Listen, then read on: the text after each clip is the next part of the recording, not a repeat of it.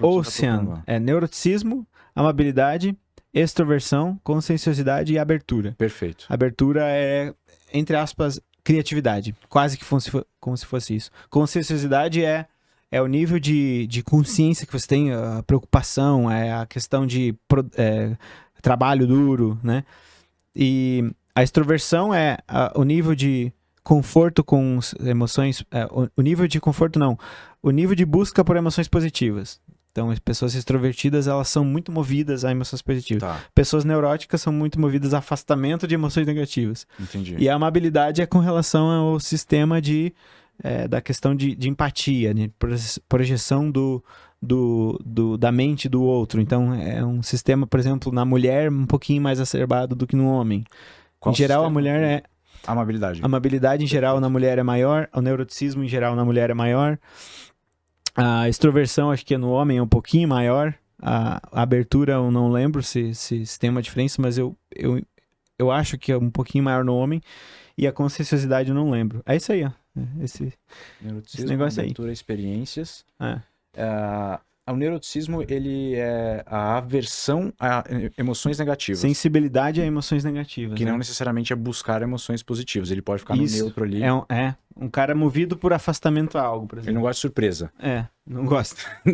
O neurótico não gosta de surpresa. Ele gosta de projetar. Ele gosta de, por exemplo, se você pegar neuroticismo com alta conscienciosidade, esse cara, ele gosta de fazer processos.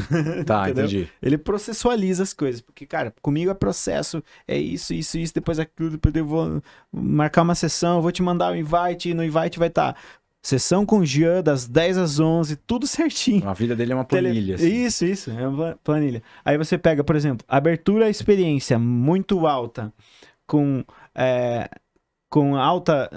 alto neuroticismo, por exemplo, então vai ser uma pessoa muito criativa e aí ela vai ter muita sensibilidade a emoções negativas. Então ela é muito criativa, mas ela se sente muito perdida. Entendi. Entendeu?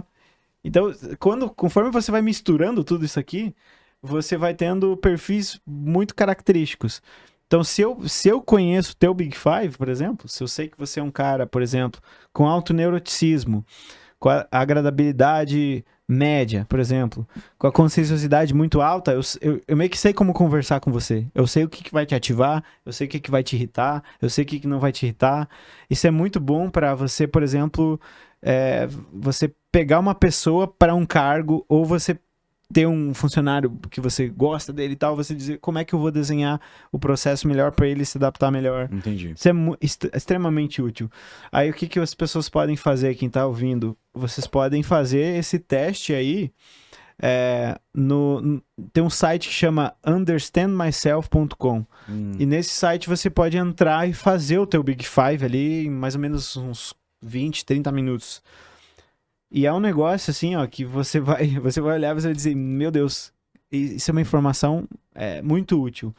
Esse teste, inclusive, ele tem um algoritmo que você consegue confluir dois perfis. Tipo assim, você faz o seu e você faz da sua esposa, da sua namorada, sei lá. E ele cruza os dois e ele fala, provavelmente vocês vão ter problemas quando for fazer tal situação de tal jeito, porque essa pessoa vai falar tal coisa e essa outra vai dizer tal coisa. Então, a sugestão é que vocês organizem o ambiente dessa forma. Que interessante, é um negócio, cara. assim, muito louco. Nesse Understand Myself. Nesse Understand Myself. Você pode comprar um e você pode comprar... Não lembro se você ganha um desconto se comprar dois, eu não lembro. Eu sei que você pode fazer o seu e depois fazer o da pessoa e plugar. Entendi. Exato. Eu fiz o meu e o da Dani, pluguei. É uma descrição assim, ó. Eu só disse assim, vamos pegar esse aqui, vamos anotar e vamos fazer. Vamos botar na geladeira e vamos seguir isso daqui. Exatamente, é muito preciso. Por exemplo, a minha abertura à experiência é muito alta. Muito alta. Então, assim, se você fazer uma reunião comigo e você quiser fazer um processo e não sei o que, você vai se frustrar. Tá. Então, eu crio muita coisa o tempo inteiro. E não necessariamente eu organizo tudo isso. Entendi. Porque a minha consciencialidade não é tão alta. Ela é, tipo, na ordem de 60, por aí, 70. Então, se eu tivesse abertura e experiência muito alta, consciencialidade muito alta, eu ia criar muita coisa e depois eu ia botar tudo em ordem, processualizar tudo e ter tudo meticuloso. Entendi. Né? Então, por exemplo, extroversão. Eu tenho alta também. Então, eu sou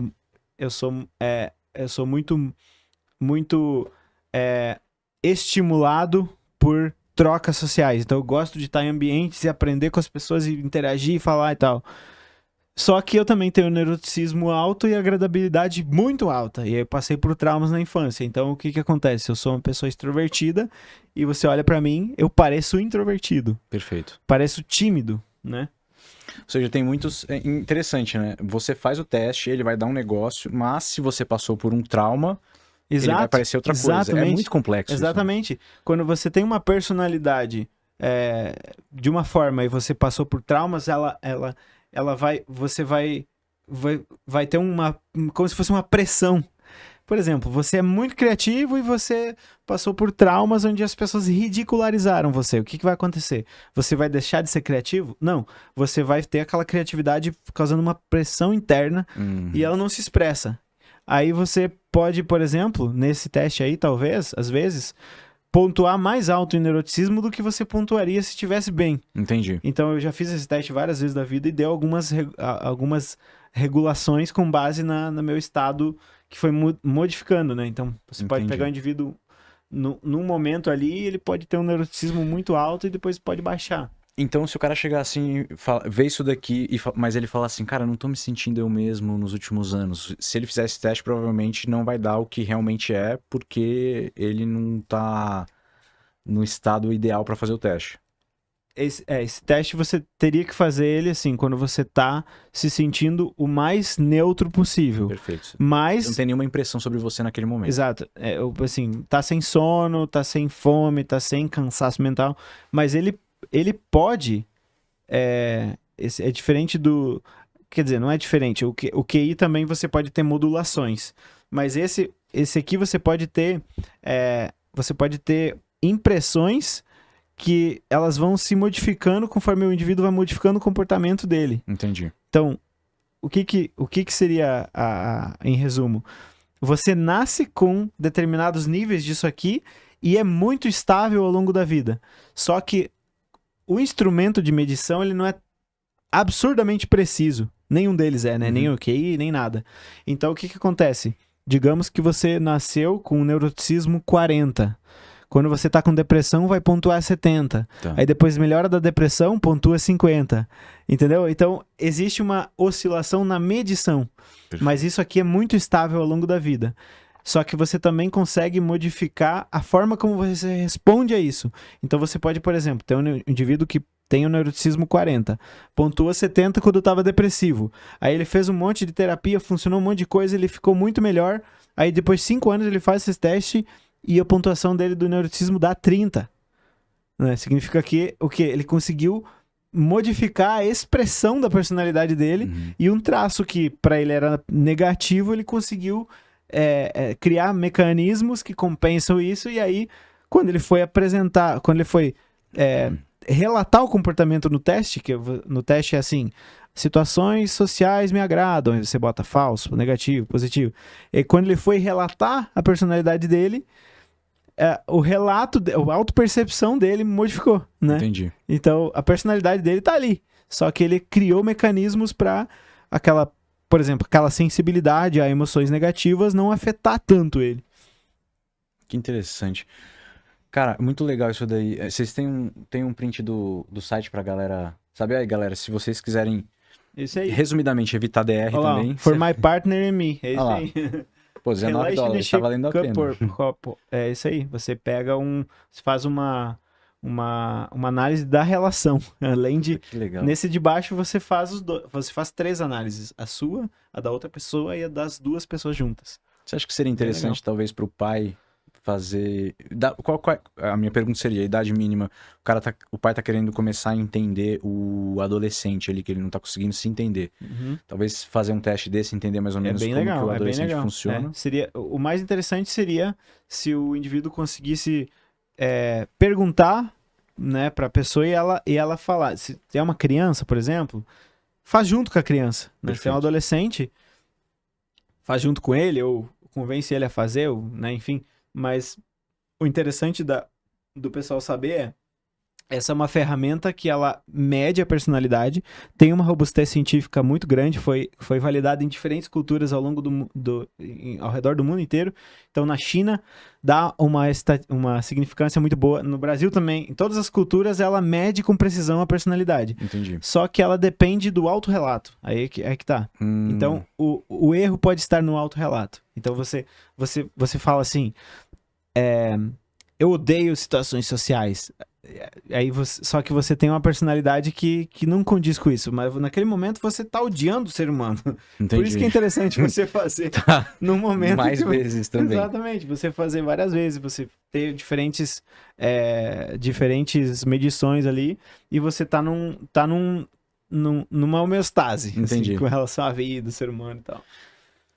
Já, o cara, então, só pra gente voltar pra questão da superdotação.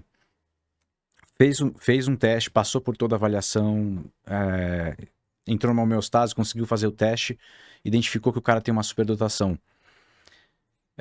Ele tem que fazer... Quais seriam algumas diretrizes que você mandaria a pessoa seguir para que ela consiga desenvolver aquilo da melhor forma possível? Porque eu imagino que se o cara trabalha com um negócio que ele não gosta, ele pode ser superdotado, ele não vai se dar bem com aquilo. Tá. Ele tem que focar em coisas que ele gosta, é isso? Isso, exatamente. Ele tem que... via de regra, sim, mas, enfim, você vai ter... Tem questões chatas que todo mundo vai ter que lidar, mas o cara vai ter que conseguir desenvolver o interesse dele. A criança, por exemplo, ela tem muita sensibilidade a desafio, né? Interesse e desafio. Então, a motivação dela vai disparar quando ela tem interesse e quando ela se sente desafiada, estimulada. Tá. Só que o que eu diria? O indivíduo descobriu que ele tem. Qual a primeira coisa que ele deve fazer e a habilidade número 1 que ele deve ter a partir de hoje, depois que ele começou a seguir aqui e viu o seu episódio e tal. Ele começar a identificar as decisões que mais importam e ele começar eu chamo de limpar a bússola. Assim, mais ou menos 80%, 90% das decisões que você toma no teu dia não tem impacto nenhum. Ou das decisões que você toma no ano, por exemplo. Okay. Não tem impacto nenhum. Agora tem, por exemplo, 2 decisões que você toma no ano que elas têm impacto brutal. Por exemplo, eu tomei uma decisão há um ano atrás, me mudar para um lugar determinado. Essa decisão é uma decisão no meio de 1000, só que ela tem um impacto astronômico. Entendi. Né? Ou uma decisão, você vai namorar uma pessoa, vai casar com a pessoa, vai sair do emprego, vai voltar. Então tem poucas decisões que tem muito impacto.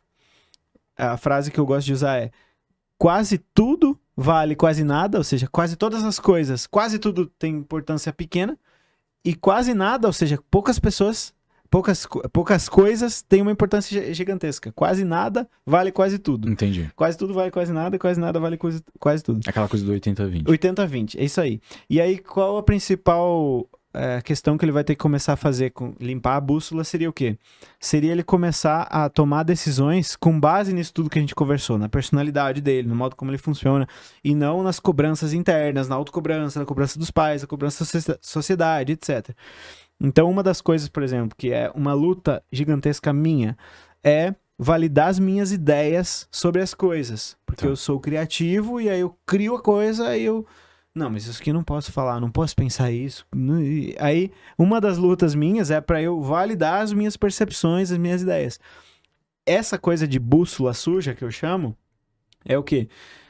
O ambiente ruim dessa pessoa vai fazendo com que ela vá minando as percepções dela. Então, o indivíduo, ele tem uma habilidade artística notável. E os pais falam, mas você vai fazer arte? Mas pra quê? Você vai aprender isso? Tem um vídeo que eu falo assim, mas música? Como assim? Né? Então, os pais muitas vezes querem proteger o filho de, sei lá, de pegar um caminho que é muito arriscado. Por exemplo, quantos músicos ganham muito dinheiro? Pouquíssimos. Quantos médicos ganham dinheiro para se manter e ter uma vida interessante? Muitos médicos comparado com qual é o risco de ser médico com relação a ser músico, né? Bem diferente. Sim. Então os pais olham para essa via do risco, muitas vezes. Sim. E aí, o que acontece? A criança vai entendendo o mundo de uma forma meio distorcida.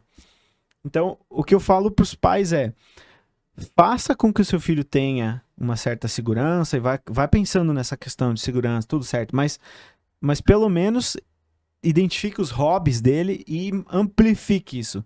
Tem um documentário muito legal de um casal americano que fez um porão pro filho fazer experimentos químicos.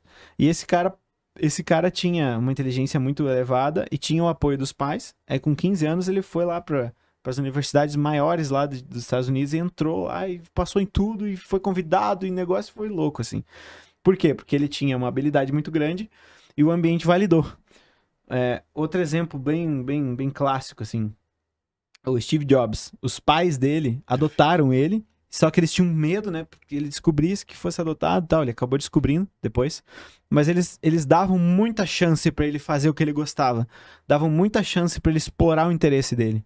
E aí, quando ele começou a entender o que ele gostava, ele ia com muita paixão e muito afinco no negócio. E ele tinha aquele ar apaixonado nas coisas que ele fazia, então ele tinha muito sucesso. Uhum. O Steve Jobs tem uma questão ali, que ele tinha também um comportamento manipulador e tudo mais. Sim. Mas a questão que a gente tá dizendo da principal coisa que eles devem fazer é limpar a bússola. Tá. Você tem que conseguir saber o que você gosta, você tem que conseguir identificar o seu interesse, você tem que conseguir identificar essas coisas, e você tem que limpar o processo de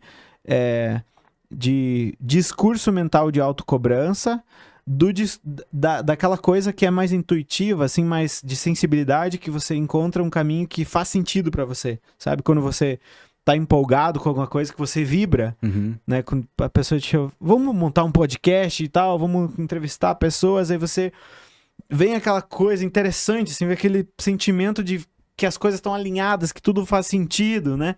Por exemplo, um dos indicativos de que você tá no caminho certo é o estado de flow, né? O estado de perda do self, assim. Você não sabe nem o que eu tô fazendo.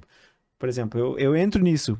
Você fala, agora é tal horas. Caramba, quando eu tô falando, explicando, eu entro nesse estado. Então, quando você começa a perceber que você tá cada vez mais nesse estado, você, em geral, tende a estar no caminho certo. E a principal coisa que tira o cara desse estado é a autocobrança, do senso de julgamento. O último podcast que eu fui antes de vir aqui foi na doutora Ana Beatriz lá, no Pod People. E ela me deu um livro, que é o livro Felicidade, que é o último livro dela. Eu tava lendo, na terceira, quarta página, tinha uma descrição perfeita desse negócio, que era o quê? Ela foi lá pra fazer pra fazer a inscrição dela na faculdade, e ela ia fazer odontologia, porque a irmã dela disse, você vai ganhar dinheiro, vai ser interessante e tal, você vai trabalhando comigo, vai fazendo, e depois você faz medicina, que é o que você quer. Aí ela chegou e tinha um menino chamado Caio, que ele falou, o que você vai fazer? E quando ele perguntou pra ela, ela teve uma crise meio de ansiedade, assim, que é o quê? É esse negócio aí, a bússola apitando, né? E aí ela decidiu na hora fazer o outro curso. Ela decidiu na hora não fazer odontologia, fazer medicina. É sobre isso, entendeu? Entendi. Naquele momento, ela alinhou com a bússola e aí ela foi para um caminho que hoje ela tem uma influência absurda ainda no campo da saúde mental, mas ela poderia ter ido por outro caminho. Então, eu, por exemplo, cometi um compromisso comigo arriscado. Eu fiquei por uns 10 anos focando a minha vida inteira em ser compositor. Né? E aí, o que acontece? Eu não ganhava dinheiro, não fazia nada, mas eu tinha muita sensação de significado e de sentido. Depois, o que aconteceu? Depois aconteceu várias coisas. Quando eu entrei na faculdade, eu comecei a desenhar essa ideia de trabalhar com psicologia, só que a minha memória verbal, ela é muito grande agora. Porque a música é muito isso, né? Trabalhar a memória. E aí minha memória, ela é muito boa. Se você me falar uma coisa agora aqui, e eu vir daqui a 7 anos aqui, se você falar qualquer coisa que você falou da primeira vez, eu sei, eu lembro. Entendeu? Então, minha memória, minha criatividade, meu pensamento original, trabalhei tudo isso nesses anos. E aí depois é como se fosse assim, cara, não sabia por que eu tava fazendo aquilo, mas naquele momento eu tava perseguindo essa sensação de significado, perseguindo, e falando, eu não sei por que eu tô fazendo isso, mas eu tô perseguindo, e depois comecei a falar de superdotação e tal, comecei a identificar um monte de coisa que as pessoas não tinham identificado, comecei a criar sistemas e soluções, né, a criatividade, então vem tudo aquilo que eu trabalhei durante anos, que parecia que não ia usar pra nada em outra área, né? Que é psicologia, atendimento clínico e tal. E aí que eu usei tudo aquilo. Então é muito louco isso. Então, eu diria pro indivíduo que detectar quando ele tá na frente de uma decisão dessas, que é chave, e ele não ir pro caminho que a bússola não tá apontando. Ou seja, você vai ter que identificar o que é a voz do sentido, né? Isso faz sentido, está alinhado com a voz da autocobrança. E aí, qual que é o sinal? Uma sensação de desalinhamento, de bagunça. Quando você toma uma decisão e sente uma sensação de bagunça, mau sinal. Tende a dar errado. Entendi. Doutor, você recebeu, não sei se você pode contar também, se tem algum caso aí que marcou muito pra você. Você recebeu alguém lá que, uma mulher, um homem, 40 anos, já passou a vida, até teve filhos, constituiu família e nunca se sentiu, nunca deu certo na vida. Uhum. E aí, a partir de algum diagnóstico desse, da pessoa ser superdotado, ele tem um direcionamento e a vida da pessoa muda completamente, de uma forma muito rápida? Sim, tive. Tive vários pacientes, assim, que assim, principalmente nessa questão de... Exatamente o que eu tô te falando. Eles começam a ter decisões mais alinhadas com aquilo que faz sentido, decisões mais alinhadas com aquilo que eles realmente querem, e eles começam a tentar parar de se adaptar tanto, parar de perseguir aquilo que é dito que tem que ser perseguido, né? E eles começam a se validar mais. E a partir disso, eles começam a tanto conseguir se defender melhor no relacionamento patológico, tanto conseguir se posicionar melhor com limites pessoais, tanto ter escolhas profissionais mais adequadas. Então, assim, a saúde emocional do cara começa a ter uma revolução. Entendi. Porque ele começa a entender a partir de qual lugar ele tem que tomar essas decisões, né? Ou seja, de um lugar de alinhamento consigo próprio. Porque o principal ponto que acontece quando o indivíduo não conhece a condição é que ele vai tendo que se adaptar muito. Porque, por exemplo, vamos falar de QI 130 a mais. Você vai ter um indivíduo, mais ou menos, para cada 40 com esse QI. Agora, se você está falando de um QI 150, você está falando de uma ordem de... Assim, provavelmente ele nunca vai ter um colega na classe. Entendi. Sabe? Vai ter que ter muitas classes para ele conseguir ter um colega. Tem uma pesquisadora que estudou isso e falou assim, uma professora, para pegar um indivíduo com superdotação muito elevada, ela teria que ter, tipo, 30 anos de profissão e trabalhar 8 horas por dia e talvez ela ia pegar 2 na carreira inteira. Caramba. Entendeu? Então, como é que esse indivíduo vai se validar? Não tem população suficiente pra ele trocar, entendeu? Ele não tem referência. Né? Ele não tem referência e aí ele não consegue se validar porque ele vai tentando... Né, não entendi muito bem, eu vou tentando me encaixar e tudo mais. A validação é muito importante, né? Essa questão de autovalidação é muito importante. Eu fico... assim, de queixo caído quando eu escuto história assim, que a pessoa, ela não... Por causa de uma avaliação que não foi bem feita, ou um diagnóstico que cria uma etiqueta em cima daquela pessoa, ela vive a vida através daquilo. E, na verdade, ela teria um potencial muito grande para conseguir lidar melhor com a vida, né? Os problemas da vida. Exato.